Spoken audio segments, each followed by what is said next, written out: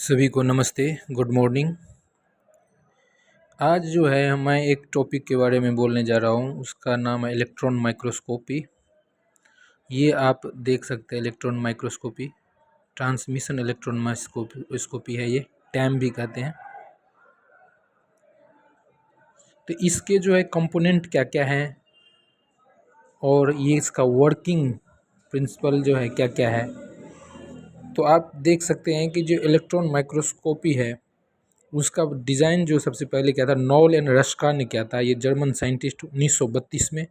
इसी का कुछ जो मॉडिफिकेशन किया था मार्टन जो है बेल्जियम के 1934 में, प्रेबस और मिलर जो है कनाडा के थे 1934 में। तो इसके कंपोनेंट्स और वर्किंग जो होता है इलेक्ट्रॉन माइक्रोस्कोप का वो हम देखेंगे।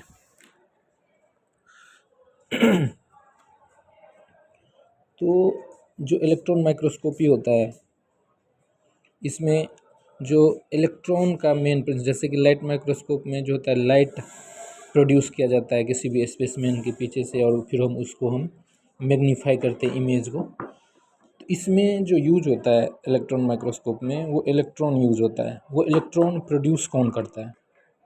तो प्रोड्यूसर जो होता है वो होता है आपके टंगस्टन वायर होता है, उसका फिलामेंट होता है, वो एज ए कैथोड एक्ट करता है।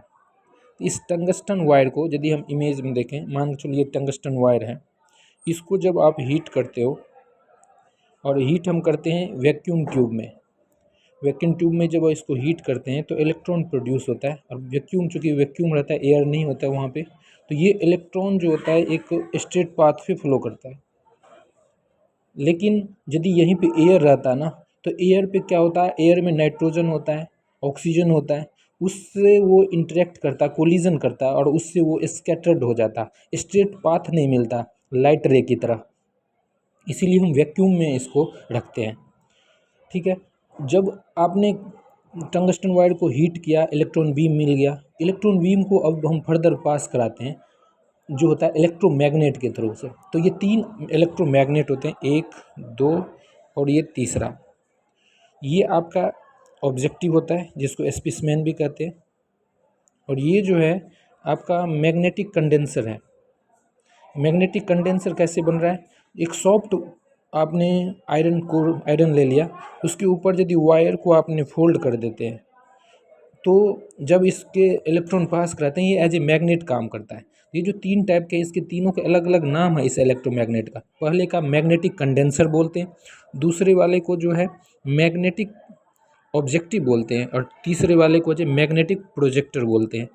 पहले वाला क्या करता है, ये स्पेसिमेन से जस्ट पीछे, ये स्पेसिमेन है इसके जस्ट पीछे होता है, और इसका काम जो होता है ये ऑब्जर्व करता है, कलेक्ट करता है इलेक्ट्रॉन को और उसको कंडेंस करके फोकस करता है स्पेसिमेन पे।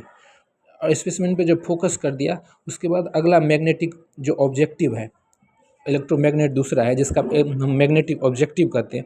अब इसको क्या करता है, ये जस्ट स्पेसिमेन से ऊपर रहता है और इसका काम होता है कि इसका प्राइमरी इमेज बड़ा करके, जो स्पेसिमेन का जो एक्चुअल इमेज है उसको बड़ा करके आपको ये स्पेसिमेन का इमेज, प्राइमरी इमेज देता है।